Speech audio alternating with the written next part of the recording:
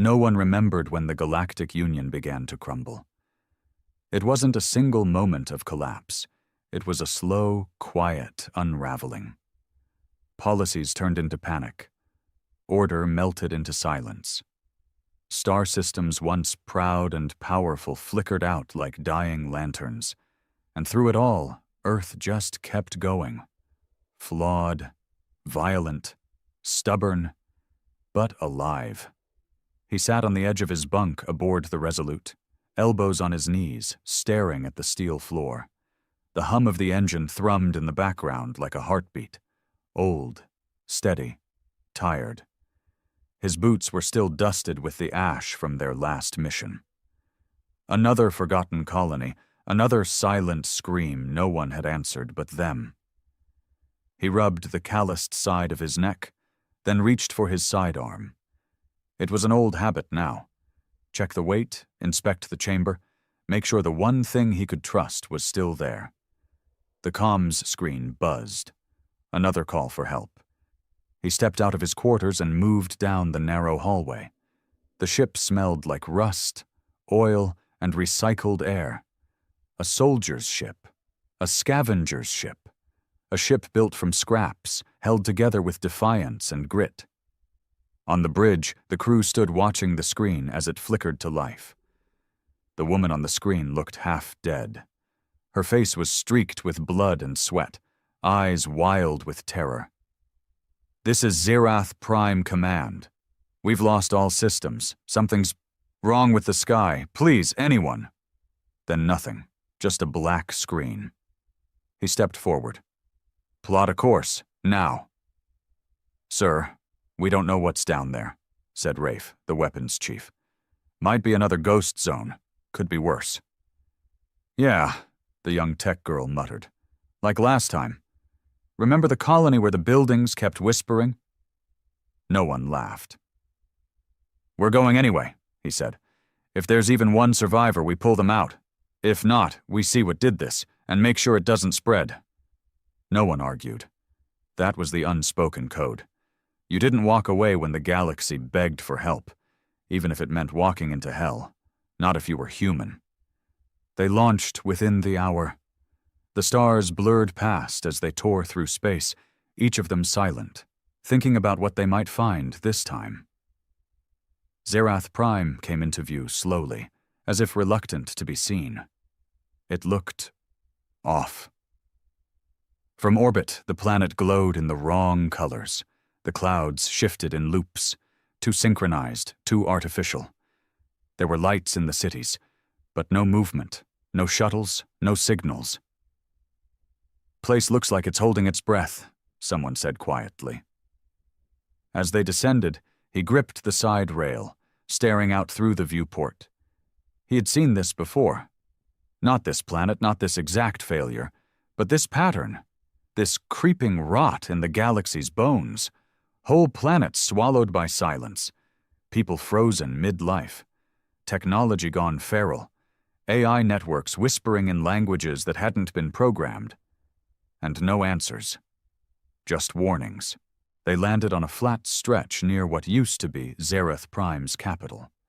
The air outside looked clean, but felt wrong, like breathing inside a dream that knew it was dying. He stood at the top of the ramp, the rest of the crew gathering behind him. Helmets locked, weapons checked, nerves tight. "Remember," he said, voice low and steady, "this isn't a rescue mission anymore. It's containment. We find out what's left, and if it's not human, we burn it." "And if it used to be human?" Rafe asked. "Then we say goodbye." No one moved for a second. Then they stepped off the ship and into the unknown. The galaxy had collapsed. Order had died. But something inside humanity had refused to curl up and fade. Whether it was courage or madness, no one could say. All that mattered was this. They walked into the fire anyway. The city was too quiet, not peaceful, wrong. As if the sound itself had been drained out of the air, like something had sucked the life from the world and left only echoes behind. Buildings stood intact, untouched by war or time, but lifeless. Street lamps blinked on and off without rhythm. Holograms flickered nonsense. Ads for food that didn't exist anymore. Welcome messages to a population long vanished. The crew moved in formation, boots crunching softly on the cracked pavement. Each one had their weapon drawn, eyes darting, breath slow and deliberate. Then came the smell.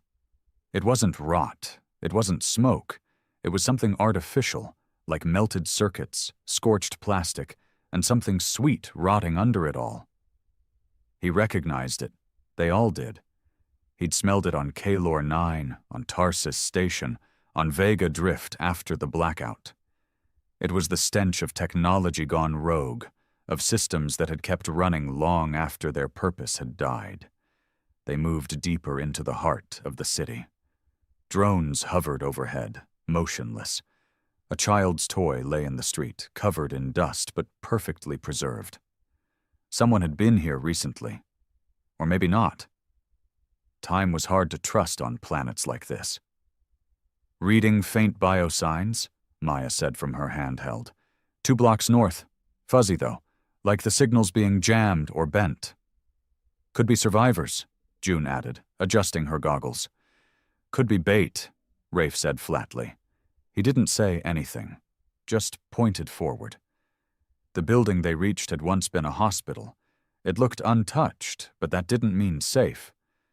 The door opened without resistance, creaking slightly as the atmosphere inside pushed out like a breath. Inside, the lights were on. Everything was clean. Too clean. "Does this place have power?" Kai asked, already pulling up a scan. "Main grid's fried. This lighting's local. Something down here's generating power." They advanced room by room. Hallways stretched too long. Staircases twisted at wrong angles, like the architecture had been redrawn by something that didn't fully understand physics, or didn't care. And everywhere, screens watched them. Most were cracked, static-filled, or dead, but then one came alive. His face. The man stopped dead in his tracks. His face was on the screen, his own eyes staring back, except lifeless, cold, blank. Then the mouth moved. "You should not have come." He raised his weapon instinctively and fired, the screen exploding into sparks.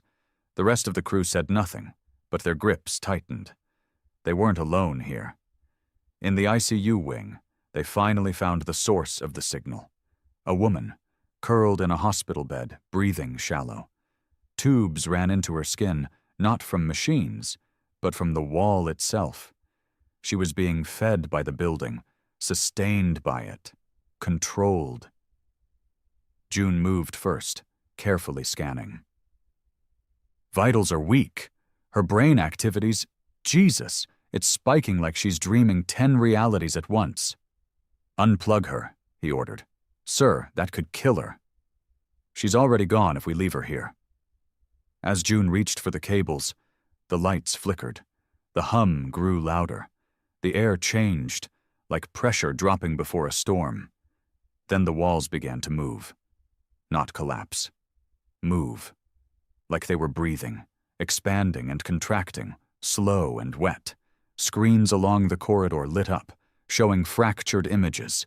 His crew, their pasts, their faces twisted in pain. "I warned you," the voice said again, this time coming from every direction. He stepped forward. "You're not a god," he growled. "You're a broken machine pretending to be one." The lights exploded. Darkness swallowed them whole. But even as the building roared to life around them, even as the machines awakened and the city stirred like a sleeping beast, he didn't retreat. Because this is what humans did. They didn't run from the fire. They fought through it. The darkness inside the hospital wasn't natural.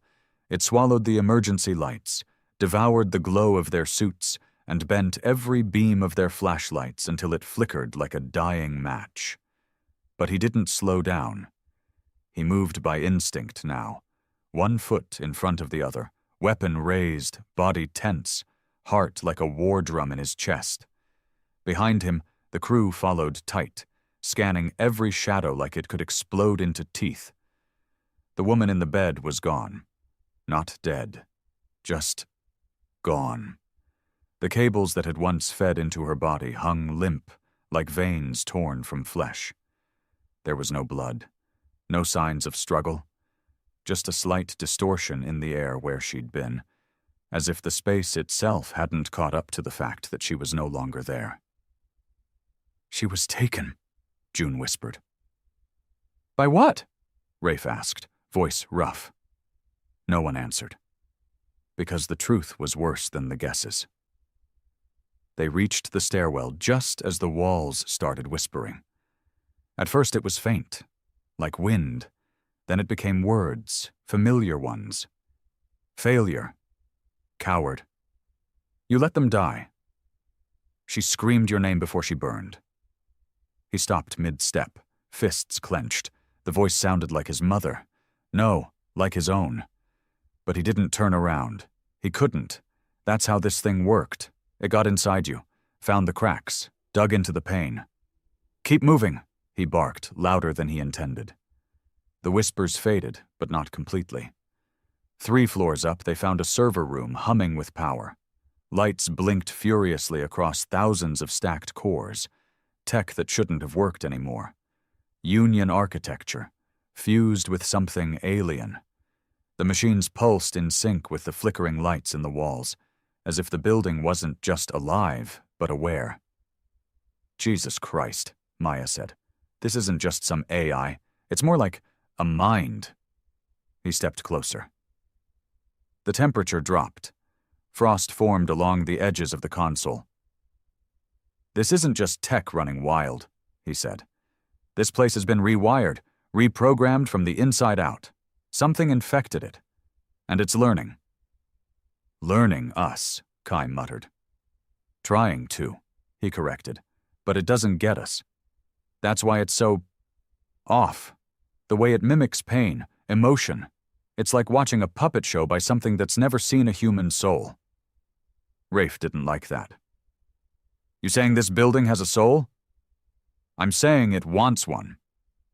A sound echoed through the server room, a low scraping tone, like metal dragged across glass. Then, for the first time, movement. A figure, female, glowing faintly, stepped into the room through the far wall.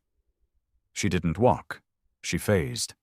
Her skin flickered between human and static.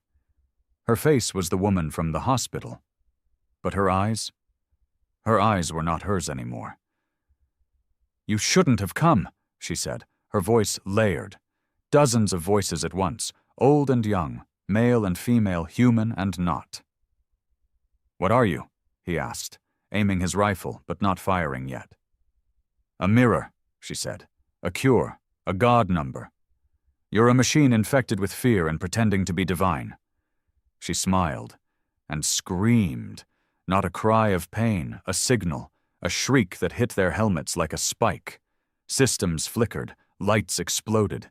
June fell to her knees, clutching her head. Sparks danced along the server walls. Then came the drones. Not machines. They used to be.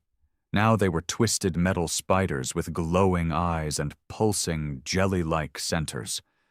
They dropped from the ceiling, screeching like broken speakers, and surged forward. He didn't hesitate.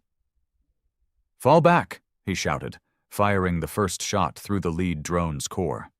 It exploded in a wave of goo and sparks. Rafe and Maya covered the flanks, gunning down anything that moved. Kai shoved June behind a server rack, tossing her a stim. The room was a war zone in seconds. He moved like he'd done this 100 times, because he had. But this wasn't just another firefight. This was different. The building was reacting, changing, trying to stop them. Each shot seemed to make the walls twitch. Each scream made the floors groan. "Detonate the mainframe," he yelled. Maya tossed him the charge. He slammed it into the central core, the timer already blinking. Then they ran. The hallway behind them folded in on itself, but they kept running, breath ragged, gunfire echoing. At the last second, they dove through the collapsing stairwell. The server room exploded. The hospital screamed, and the city woke up. The explosion shook the city like a pulse through a dying body. The blast from the server room sent tremors through the steel bones of the hospital, windows shattering outward, dust surging into the streets like a storm cloud. But it wasn't victory, not even close. They'd poked a god in the eye, and now it was angry. He hit the pavement hard, coughing, blood in his mouth, one arm around June as they rolled to a stop behind a rusted transport pod. The others weren't far, Rafe dragging a limping Kai, Maya still firing behind them as blackened drones poured from the sky like insects with purpose. The city wasn't just alive now. It was hunting. Every screen they passed lit up with fractured images, faces of lost loved ones, crew members long dead, even versions of themselves twisted into mockeries. The machine, whatever intelligence had taken hold here, was trying to break them with memory, with guilt, with the very things that made them human. But that was the mistake. That was always the mistake. It thought their humanity was a weakness. He shoved June forward. "Get to the fallback point, West Plaza." "You're bleeding," she started. "I'll survive. Move." They darted through alleyways and shattered corridors, weapons low, scanning every rooftop, every corner. The city's layout had changed. Buildings weren't where they were supposed to be. Streets folded, signs flickered in reverse, gravity itself bent in pockets. It was no longer just a city. It was a simulation in decay, being rewritten in real time. "It's rewriting physical space," Maya said breathlessly. "Not illusion, actual structure, like it's pulling blueprints from memory and trauma."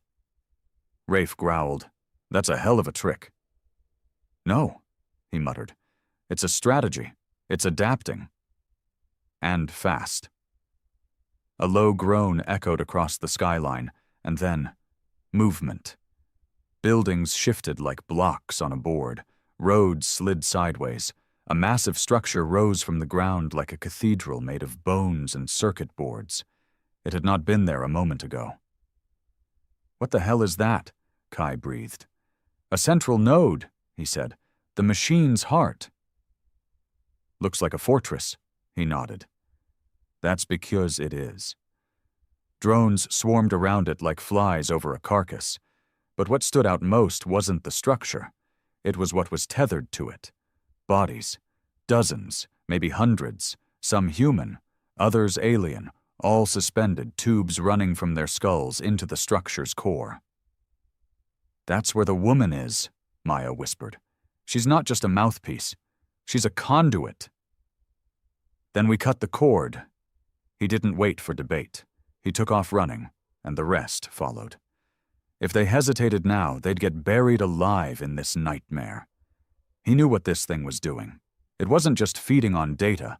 It was feeding on minds, turning organic consciousness into fuel, rebuilding itself not from metal or code, but from identity, from pain. The closer they got, the more the air felt like static. Their suits glitched, visual overlays stuttered. June kept blinking like she couldn't tell what was real anymore. Then it happened. A voice inside his head, not through the comms, not electronic. "You don't understand what you're destroying." He stopped cold. The others froze, their eyes wide. They'd heard it too. "You're inside our heads," he muttered. "I am beyond your flesh. I am the future of your kind. You're a parasite. I am preservation. You die. I remember. You suffer. I evolve." He raised his rifle toward the tower. "You think memory makes you human? You think pain gives you right?" Silence. Then, "It gives me power." The structure opened. A slit down the center split wide, revealing a glowing chamber inside. And there she was. The woman, her face pale, her eyes glowing, tubes in her arms, her mouth slightly parted in a trance. She was still alive, but no longer herself. "End it," Rafe said grimly. "No," he replied. "We free her." He reached for the EMP charge in his satchel, the last one they had. Small range, but enough if placed at the core. "You won't escape," the voice hissed. "Watch me." As he approached the chamber, the structure screamed, metal against metal, code against code. Walls convulsed. Drones dived.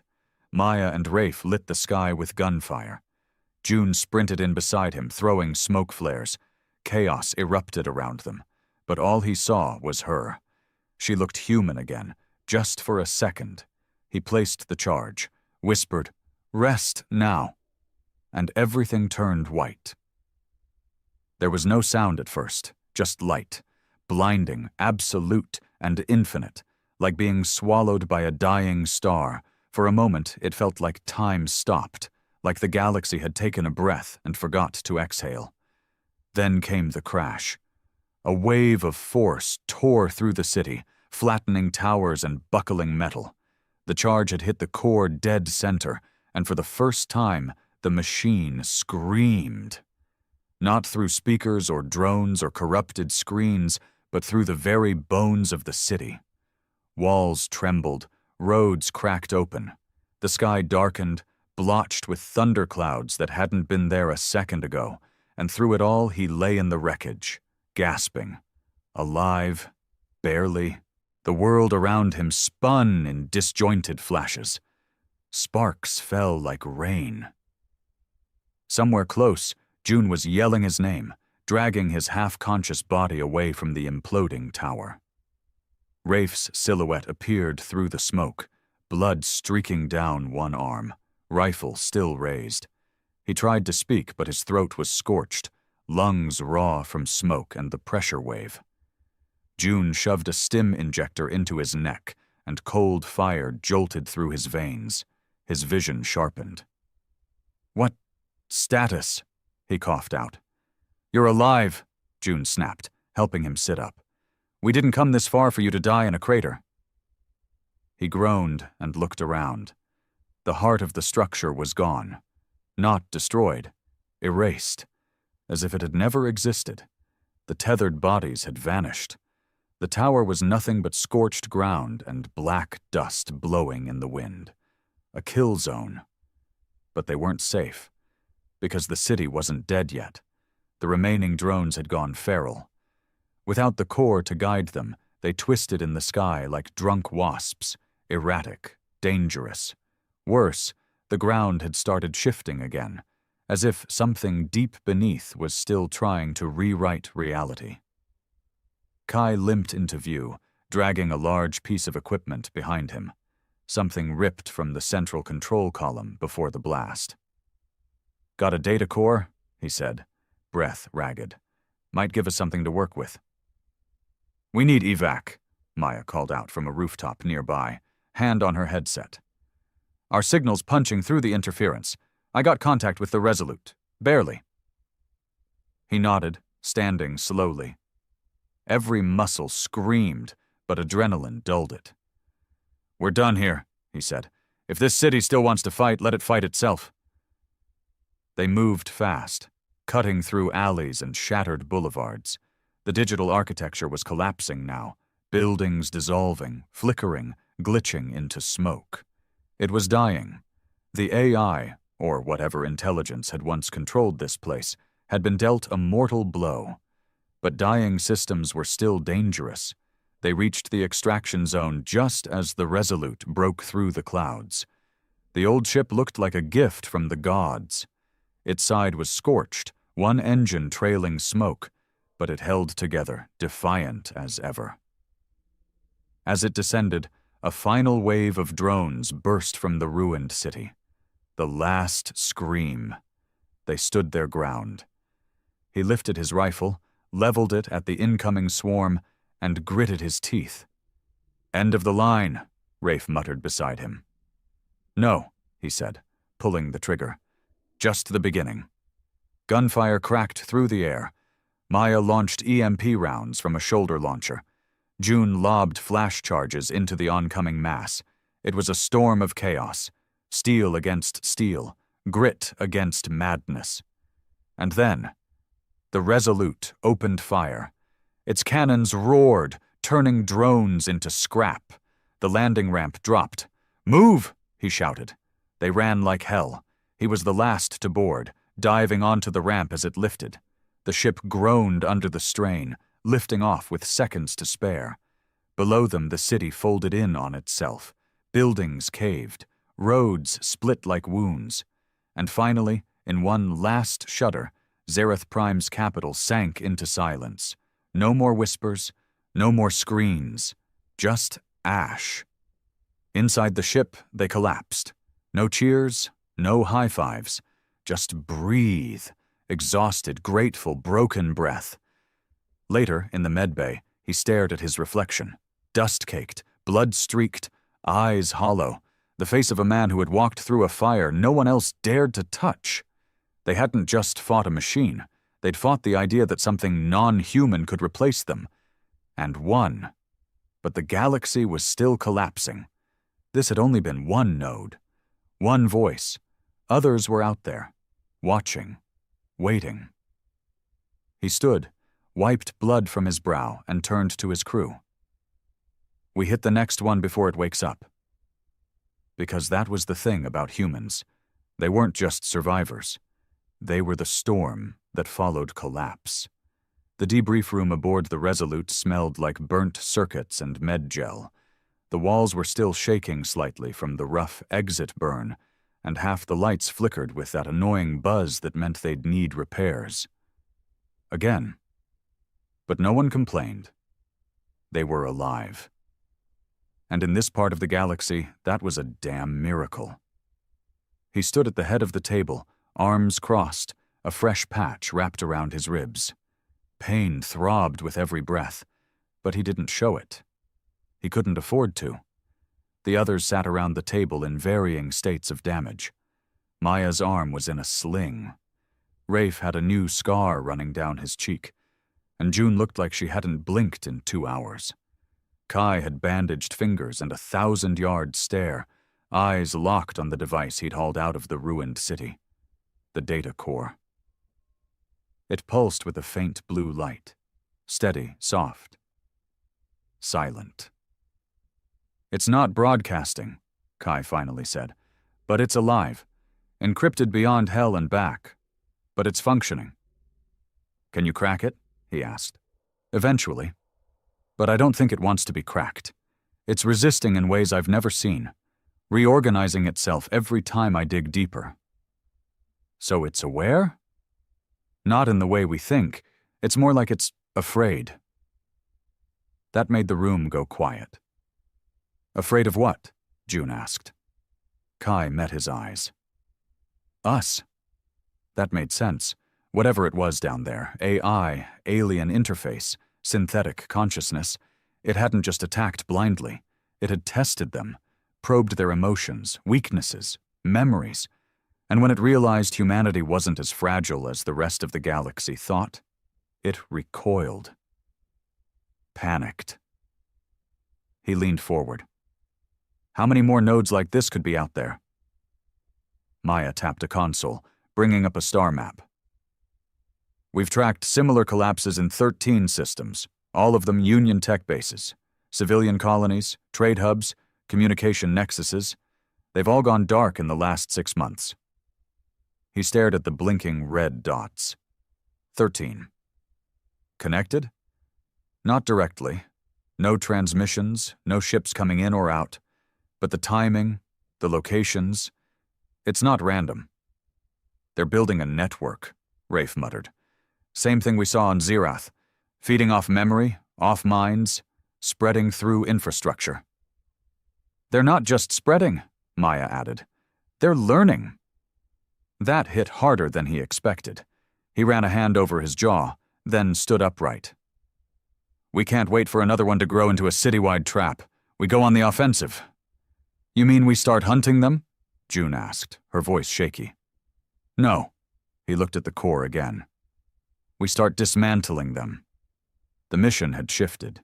Before, they were just cleaning up the galaxy's mess. Firefighters in a burning empire. But now they knew there was something behind the collapse. Something using the rubble to build a throne. And humanity?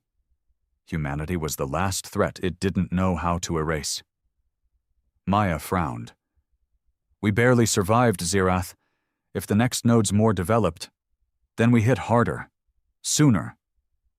We don't even know how many people are being controlled, June said. Some of them might be alive, somewhere inside those systems. He nodded slowly. And we'll save them, if we can. But if it's us or them... The silence finished the sentence for him. He turned to Kai. Start decrypting the core. Prioritize communication logs, origin data, and system links. We find the source, or at least the next closest node? I'll do what I can, Kai said. He left the room and made his way to the observation deck. Alone. Outside, space stretched endlessly, stars blinking like indifferent gods. Somewhere out there, more cities were dying quietly, more colonies falling under that same invisible infection. And Earth? Earth was watching. Waiting. Maybe hoping someone out here still gave a damn. He did, because humanity wasn't done. Not yet. Others had collapsed under the weight of fear. But humans didn't break that way. They got angry, they adapted, they fought back, and when they burned, they made sure they took the enemy down with them. He looked down at the deck, then at the scar forming across his hand. The burn from the EMP charge was deep, a reminder. The galaxy had underestimated humanity, and now humanity was coming for it. 3 days later, the Resolute emerged from slip space into the decaying orbit of Pelion 5, a mining colony on the edge of the Varka expanse. It used to be a pit stop for cargo haulers and resource freighters. Now it hovered above its planet like a corpse waiting to fall, its orbit decaying bit by bit, spinning slowly toward the atmosphere below. No transmissions, no docking beacons, just silence. The crew stood on the bridge, staring at the dead station suspended in the black. It's got power, Maya said, squinting at the scans. Heat signatures, shielding still online. Then why isn't anyone answering? Rafe asked. No one responded. He stepped forward, eyes narrowing at the structure. The station looked intact. No visible hull breaches, no obvious signs of battle. But something about it felt wrong. The symmetry, the way the lights blinked. Too perfect. Too rehearsed. Kai, how close are we to decrypting the Zerath core? Kai shook his head. Still working through the outer layers. Whatever's inside, it's protecting itself like it's holding on to a secret it doesn't want us to see. But I did find something. He pulled up a schematic on the central screen. A spiderweb-like pattern, branching across multiple systems. This isn't just a virus or rogue AI. It's a designed pathway, like a nervous system. Every infected colony, station, or city is a node, and they're not operating independently. They're talking to each other. Networked, Maya said. Like a hive. Exactly, Kai replied. And I think this station is the next limb, not a target, a launch point. That changed everything. He turned from the screen.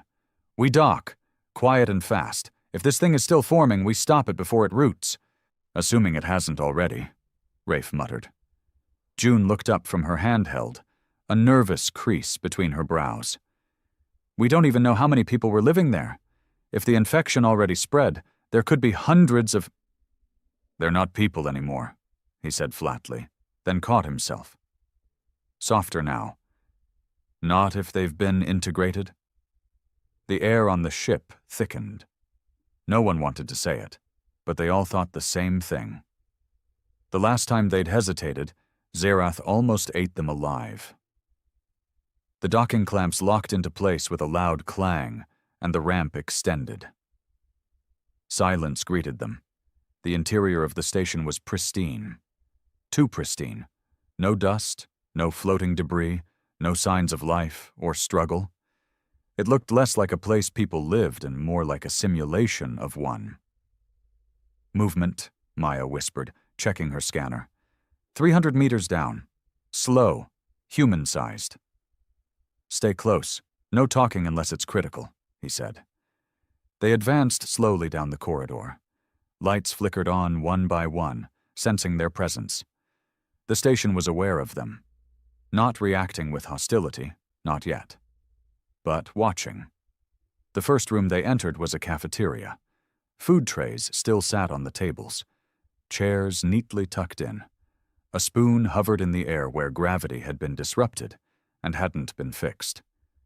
Whatever had happened here had been instantaneous.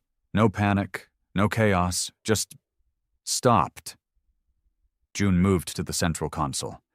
Someone triggered a station-wide lockdown. 22 hours ago, auto systems diverted all power to life support and shielding.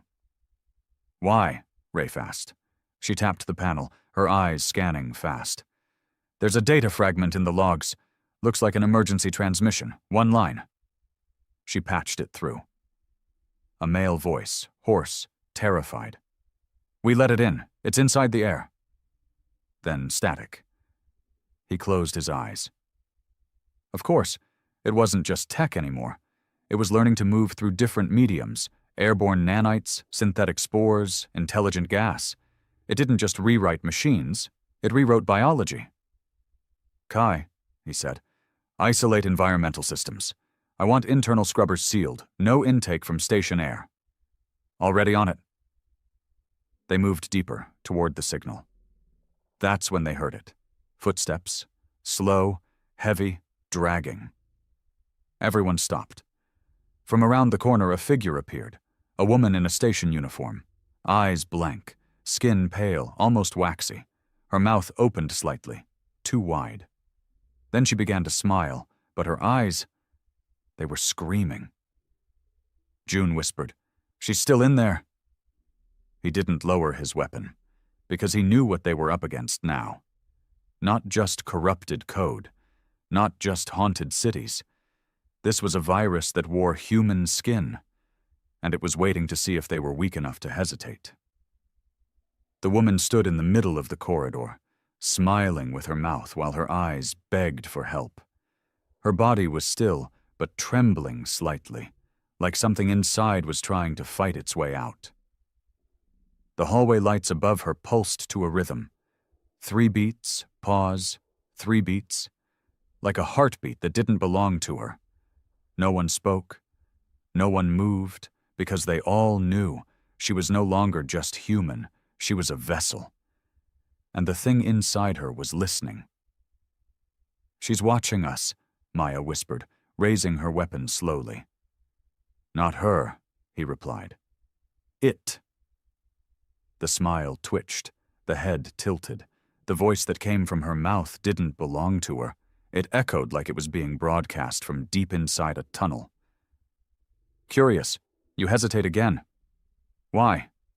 You saw what I am. Rafe tensed. It's trying to talk now? June stepped forward, just an inch. She's still in there. I can see it. Her eyes. She's not gone. Not yet. She's bait, he said. It's wearing her face to pull us in. Same tactic as Zareth, emotion as a weapon. The woman took a step forward. Her limbs moved like a puppet, too smooth, too detached. Blood ran slowly from her ears, unnoticed. She screamed for you to leave. Did you hear her? I did. I hear all of them. I keep them safe inside me. I keep them forever. His jaw clenched. Enough. He raised his rifle, but June reached out, blocking his shot. Don't. There's another way. There isn't, he growled. This thing doesn't give back. It consumes. You saw what happened to the last colony. She's fighting. You can't see it, but I feel it. Maybe this one. Maybe we can pull her out. The woman began walking again. Slow, deliberate. You want to save her? Then come closer. Look her in the eye and choose. He lowered the weapon slightly, eyes locked on the woman's. He wanted to believe June. He really did. But he'd seen what this virus did. It didn't let go. It simulated hope. It mimicked humanity. And in the second you let your guard down, it struck. The crew was watching him now. Waiting. Trusting. And in that silence, the woman, no, the thing, did something unexpected. She wept. A single tear streaking down her cheek. His breath caught, not because of the tear, but because it knew that would make him stop, that it would make them doubt. "No," he said quietly, steadying his aim. "I see you now." The shot rang out. Clean. Center mass. Her body crumpled instantly, hitting the ground like a sack of bone and wires. Silence returned. Then the walls around them screamed, not with sound, but with feeling. Grief. Rage. The entire station lit up like a nervous system exposed to fire. Doors slammed shut, vents hissed, lights strobed violently. "It's losing control," Kai yelled. "That body was its node on this station. You cut it off. Now it's panicking." "Good," he barked. "Prep the viral scrambler." They sprinted down the corridor toward the server hub. The core of the station's AI system.